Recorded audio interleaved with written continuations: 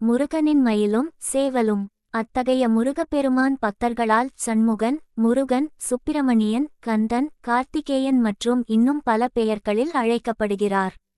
அன்னை பார்வதி முருகப்பெருமானுக்கு தனது சக்திகளை உள்ளடக்கிய வேல் ஒன்றை பரிசாக வழங்கினார். அந்த வேலை கொண்டு முருகன் சூரபத்மனுடன் போரிட சென்றார். போரில் சூரபத்மன் இரண்டாக பிளக்கப்பட்டார். பிறகு அசுரரான சூரபத்மன் முருகனிடம், இறைவா, நான் உங்களுடனே இருக்க விரும்புகிறேன் என்று வேண்டியதால் ஒரு பாகத்தை சேவலாகவும் ஒரு பாகத்தை மயிலாகவும் மாற்றினார். அதில் சேவல் முருகப்பெருமானின் கொடியிலும் மயிலானது அந்த இறைவனின் ஊர்த்தியாகவும் மாறியன. இவ்வாறு பல பெருமைகளை முருகப்பெருமான் தன்னகத்தே கொண்டுள்ளார். தமிழர்கள் நெஞ்சில் நீங்காத புகழை பெற்றுள்ளார். தன்னுடைய பக்தர்களால் பல கோயில்களை பெற்று அந்த கோயில்களில் இருந்து தன் மக்களுக்கு அருள் பாலிக்கிறார். சிவன்மலை ஆண்டவன் உத்தரவு பெட்டியில் முருகனின் வேல் வைக்கப்பட்டுள்ளது. தமிழகத்தில் மாற்றத்திற்கு தயாராகுங்கள். தமிழ் கடவுள் முருகன் என அழைக்கப்படும் முருகன் தன் வேலாயுதத்தால் பகைவர்களை அழிக்கக்கூடியவர். அப்படிப்பட்ட வேல் சிவன்மலை சுப்பிரமணிய சுவாமி திருக்கோயில் ஆண்டவன் உத்தரவு பெட்டியில் வைக்க பக்தரின் கனவில் உத்தரவு பிறப்பித்துள்ளார். தமிழ் கடவுள் முருகன் என அழைக்கப்படும் முருகன் தன் வேலாயுதத்தால் பகைவர்களை அழிக்கக்கூடியவர். அப்படிப்பட்ட வேல் சிவன்மலை சுப்பிரமணிய சுவாமி திருக்கோயில் ஆண்டவன் உத்தரவு பெட்டியில் வைக்க பக்தரின் கனவில் உத்தரவு பிறப்பித்துள்ளார். வேல் வந்ததன் அர்த்தம் என்ன, தமிழகத்தில் எப்படிப்பட்ட நிலை ஏற்படும் என்பதை பார்ப்போம். சிவன்மலை கோயில் சிறப்புகள். இந்தியாவில் லட்சக்கணக்கான புராதன கோயில்கள் நிறைந்துள்ளன.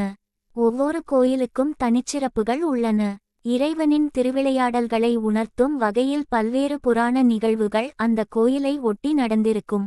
சிவன்மலை கோயில் சிறப்புகள்.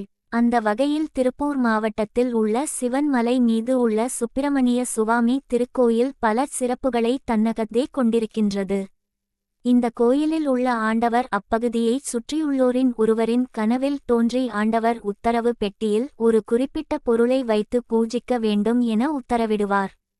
பக்தர்கள் தங்களின் கனவில் வந்த பொருள் குறித்து கோயில் அர்ச்சகர்களிடம் கூற, அவர்கள் பூ போட்டு பார்த்து வெள்ளை பூ வந்தால் அந்த பொருள் ஆண்டவன் பெட்டியில் வைக்கப்படும். அந்த பொருளை பொறுத்து அப்போதுள்ள காலத்தில் சில நிகழ்வுகள் நடக்கும் என்பது நம்பிக்கை. அந்த வகையில் கடந்த ஜனவரி 29ஆம் தேதி இந்த கோயிலில் உள்ள ஆண்டவன் உத்தரவு பெட்டியில் மஞ்சள் வைக்க கோவையைச் சேர்ந்த ஒரு பக்தரின் கனவில் உத்தரவு வந்ததை அடுத்து மஞ்சளுடன் கூடிய தாலி கயிறு வைக்கப்பட்டது. அதாவது மஞ்சள் நோய் தடுப்பு சக்தியை கொண்டது அனைவரும் அறிந்ததே. அப்படி வைக்கப்பட்ட நிலையில் கொரோனா வைரஸ் பரவல் தொடங்கியது. வைரஸ் பரவலை தடுக்க நாம் சுத்தமாக இருக்க வேண்டும் என்பதையும் நோய் தடுப்பு சக்தியை அதிகரித்து கொள்ள வேண்டும் என்பதை உணர்த்தும் வகையில் அந்த மஞ்சள் வந்துள்ளது. மஞ்சள் வைக்கப்பட்ட போது அது சரியாக புரியாவிட்டாலும் தற்போது ஆண்டவனின் உத்தரவு புரிந்துள்ளது. ஆண்டவன் பெட்டியில் வேல். ஆண்டவன் பெட்டியில் வேல். இந்நிலையில் சிவன்மலை கோயில் ஆண்டவன் உத்தரவு பெட்டியில் வேல் வைத்து வழிபடுமாறு நெல்லையை சேர்ந்த 50 வயது பக்தர் ஒருவரின் கனவில் ஆண்டவர் தெரிவித்துள்ளார்.